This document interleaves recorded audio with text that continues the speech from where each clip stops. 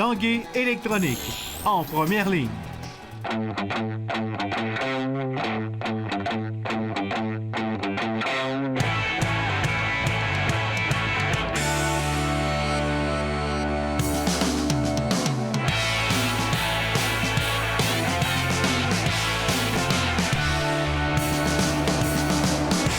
Bon lundi, bon début de semaine, bienvenue à l'Esprit sportif. Au menu de l'émission, aujourd'hui, on parlera de ces jeunes athlètes de karaté qui ont brillé au cours de la fin de semaine au Québec Open, également de cette défaite crève-cœur du Blizzard du Séminaire Saint-François à la Coupe TELUS.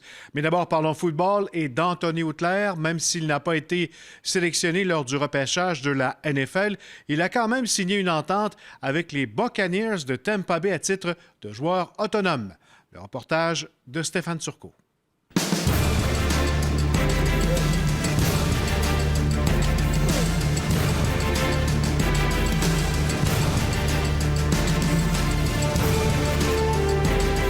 À la maison familiale des Auclair, on était prêts, mais la journée a été longue. Honnêtement, c'est une longue journée, vraiment assez stressante. Là. On espérait être repêché, c'est sûr, mais tu sais, l'objectif, c'était pas d'être repêché, c'était de faire partie d'une équipe, d'avoir une chance. J'ai ma chance, donc l'objectif a été atteint, maintenant c'est le début. L'ancien ailier rapproché du Rouge et Or a accepté l'offre des Buccaneers de Tampa Bay. Mais plusieurs équipes ont manifesté leur intérêt après le repêchage. Les équipes m'ont pas repêché, mais il y en avait comme 15 qui m'appelaient, puis appelaient Sacha. Donc là, on parlait avec les 15, on regardait c'est quoi nos options, puis et tout ça. Donc ça a été quand même long. On a fini par prendre notre décision, puis je pense que dans mes visites, c'était là que j'avais eu le meilleur feeling. C'est un appel, un coup de téléphone qui a fait la différence et qui a incité Anthony Auclair à opter pour Tampa Bay. C'est la seule équipe dont le head coach m'a appelé pendant qu'on dealait avec les autres équipes. Donc je pense que ça démontre l'intérêt qu'ils avaient pour moi. Puis le feeling que j'avais eu en allant visiter là-bas, j'avais dit à Sach en revenant que si j'avais à choisir parmi les 10 équipes que j'étais allé là-bas visiter en fait, ça a été Tampa Bay. Donc c'est une question de feeling aussi là-dedans. À partir du 6e round, même le 5e round, j'avais des textes et des appels parce que certaines équipes, après 5 rounds, ils ont déjà plus de pics. Donc, ils commençaient déjà à me texter et à m'appeler. Donc, à partir du 7e round, on est allé s'isoler, moi et Sacha, puis on regardait nos options déjà. Là. Tellement contente que ce soit fini. C'est vraiment, vraiment stressant. Très, très stressant.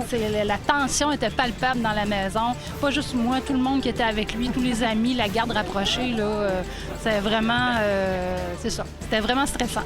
Sa mère, ses parents et ses proches sont soulagés pour Anthony, qui vient de vivre l'une des étapes les plus importantes de sa carrière. C'est certainement une grosse journée, mais ça représente la fin d'un processus. Puis je pense que ça représente aussi le début d'une carrière. Après les célébrations d'usage, Anthony Auclair s'envolera pour la Floride cette semaine, alors qu'il prendra part au cours du prochain week-end au mini-camp des recrues, à titre maintenant de membre officiel des Buccaneers de Tampa Bay. Je suis excité. J'ai hâte d'aller sur le terrain puis montrer de quoi je suis capable. Hugo Richard, la passe en l'œuvre complètement touché. Anthony Auclair. Stéphane Turcot, TVA Sport, à Notre-Dame-des-Pins, en Beauce. Le Blizzard Midget 3 du Séminaire Saint-François a dû se contenter d'une médaille d'argent lors de la finale de la Coupe TELUS disputée hier à Trent George, en Colombie-Britannique.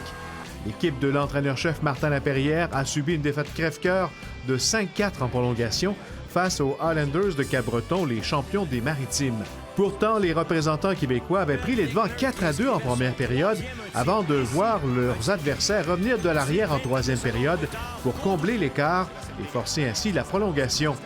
Il s'agit d'un résultat décevant pour le Blizzard qui avait perdu ses 2 premiers matchs avant de remporter les 4 suivants pour atteindre la grande finale.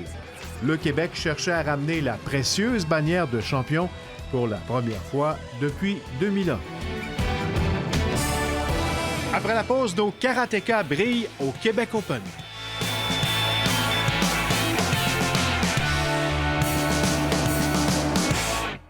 L'esprit sportif souligne l'excellence du Rouge et Or football. Malgré sa courte histoire d'à peine 21 saisons, la renommée du Rouge et Or n'est plus à faire. Un exemple à suivre partout au Canada. Toronto 1999, le Rouge et Or met la main sur le tout premier titre national de son histoire. C'est en 2010 que le Rouge et Or remportera la Coupe Vanier pour une toute première fois devant ses partisans. 2016 à Hamilton, face aux Dinos, le Rouge et Or gagne sa 9e Coupe Vanier, un sommet au football universitaire canadien. Parlons karaté, présentation en fin de semaine du 37e Québec Open. Ça se passait au PEPS et plusieurs de nos athlètes de Québec en ont profité pour briller. Jonathan Fournier en a rencontré quelques-uns.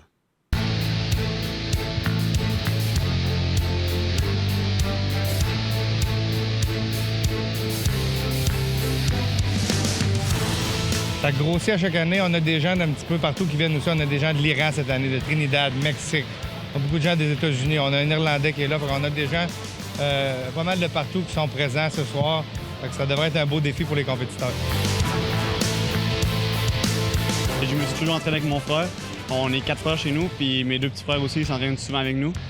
Puis c'est vraiment le fun. Là. C'est environ 3-4 fois par semaine qu'on s'entraîne ensemble, moi et mon frère. Puis ça fait juste là de plusieurs années. Je suis plus jeune d'un an et demi, mon frère. Fait que ça arrivait souvent qu'en compétition, on se poignait contre. Un an et demi sur deux, on était dans la même division.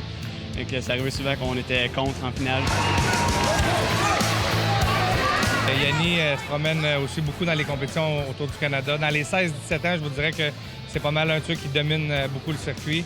C'est sûr qu'il a une bonne stature, c'est un gars qui est imposant. C'est un gars qui est puissant aussi. Et puis qui a un timing là, assez incroyable. Ce que j'aime le plus, c'est que c'est intense, c'est cardio, ça te permet de garder en forme. Tu peux pas... pour être dans le plus haut niveau, faut que tu t'entraînes tout le temps. On est habitué de voyager, aller à l'extérieur. Quand on compétitionne, on a les parents, les proches qui sont là, mais ici, la famille au complet peut venir voir les jeunes et les moins jeunes aussi, parce que la compétition va de 5 ans aller jusqu'à 60 ans. On a des divisions 60 ans et plus même dans les ceintures noires. Alors, c'est vraiment pour tous les âges. On a beaucoup de spectateurs qui sont là aussi. Donc, la moitié des gens qu'on voit au Québec Open sont des spectateurs, ce qui fait que ça donne un gros événement. Tu ressens encore la passion, t'aimes ça encore? Ah oui, oh oui. Là, la semaine prochaine, j'ai un tournoi à Montréal. Ça fait partie du circuit pour les Olympiques, justement, fait que ça va là-dedans. Là. Honnêtement, c'est mon plus gros tournoi de l'année. C'est le tournoi que je préfère le plus parce que, justement, il est chez nous. C'est un des seuls tournois où c'est que, dans le circuit nord-américain, on peut être chez soi sur notre propre fleur, notre plancher. J'allais à une garderie puis ils nous apprenaient un peu le karaté. Là, ça m'a donné le goût de commencer le karaté. Puis je me suis juste plus dirigée vers le combat parce que je trippais moins sur le kata. Puis le combat, c'est vraiment ma passion. Il a l'air tout tranquille, tout sage. Il a l'air d'un petit beach boy avec les cheveux blonds. Mais quand il est dans le ring, c'est un petit gars qui peut être très surprenant. Quand tu te bats, il faut quand même que tu fasses attention pour ne pas recevoir un coup. C'est vraiment stratégique aussi. Là. C'est pas juste t'envoies un kick ou t'envoies un punch quand tu veux. C'est vraiment... Il y a vraiment une stratégie à ça. Qu'est-ce que tu préfères dans le combat? Qu'est-ce que tu aimes le plus? L'ambiance. Kata, c'est tout silencieux. Dans le combat, il y a du monde qui crie pour toi. Puis c'est vraiment... C'est le fun d'avoir une compétition chez nous? Oui. Là, toute ma famille est ici. Donc, mes grands-parents, ma famille. Fait qu'ils nous encouragent, c'est le fun. Elle fait partie de mon équipe de juniors et puis on se promène un petit peu partout sur le circuit avec elle. Très talentueuse, performe très bien, très constante. Je me demande si cette année, elle n'a pas gagné toutes les compétitions dans sa division auxquelles elle a participé. Alors, c'est un espoir là, pour le Québec, c'est certain. C'est drôle quand on la regarde, elle a l'air tout tranquille, elle a l'air sage, délicate, mais quand elle est dans le ring, c'est complètement autre chose. Là. La challenge, ça regroupe les gars et les filles, puis c'est une catégorie de kata japonais. L'année passée, je l'ai gagné dans les juniors, mais cette année, je l'ai gagné dans les seniors. Puis le gars qui est arrivé en deuxième position en arrière de moi, je visais de le gagner cette année. Très solide en kata, explosive, forte, des bonnes positions, une base extrêmement forte. Elle se démarque beaucoup aussi sur le circuit américain avec ses katas armés, avec le bo, le kata traditionnel. Alors, un autre bel espoir là, qui vient tout juste d'avoir 18 ans et qui nous représente très bien aux États-Unis puis partout sur le circuit NASCAR. Tous les gagnants de chacune des divisions s'affrontent une deuxième fois le samedi après-midi pour déterminer les 2-3 meilleurs de chaque division. Et encore une fois, se réaffrontent sur la scène du Québec Open le samedi soir à 19h pour déterminer un grand champion de chaque division. C'est pour ça que le spectacle est tant convoité. C'est vraiment les meilleurs de chaque division qui compétitionnent pour faire le meilleur spectacle possible là, au Québec Open. Le fameux but d'Alain Côté refusé par Kerry Fraser fait toujours parler 30 ans plus tard.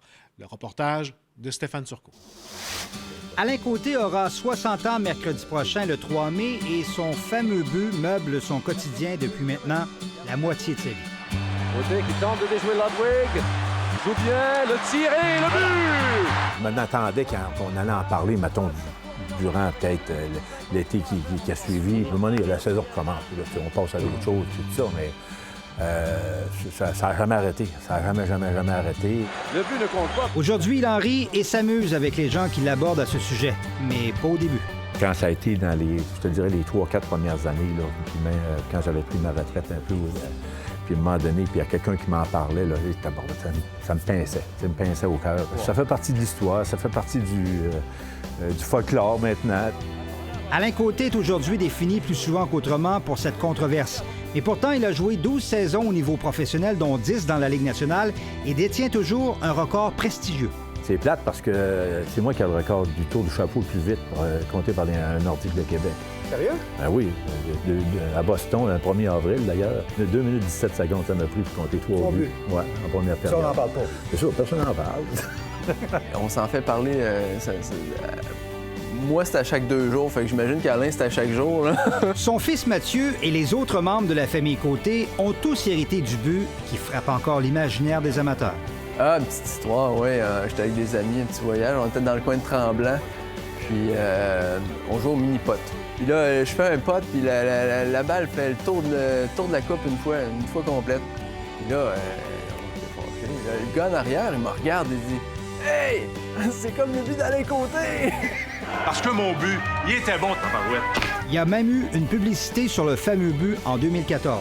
Effectivement, je pense que c'est la première fois que ça me rapportait un peu d'argent, cette affaire-là. Alain, start par l'été. Il faut finir avec Fraser. Il dit, parce que là, quand il est arrivé avec cette publicité-là, il dit « Finally, I made you ». Il était encore « Ma bon, tabarouette, toi. » Le tiré, le but! Un but qui le suivra jusqu'à la fin de ses jours. Stéphane Turcot, TVA Sport, à Québec. Et voilà, c'était l'Esprit sportif pour aujourd'hui. Demain, entre autres, il sera question des capitales. Bye. À demain.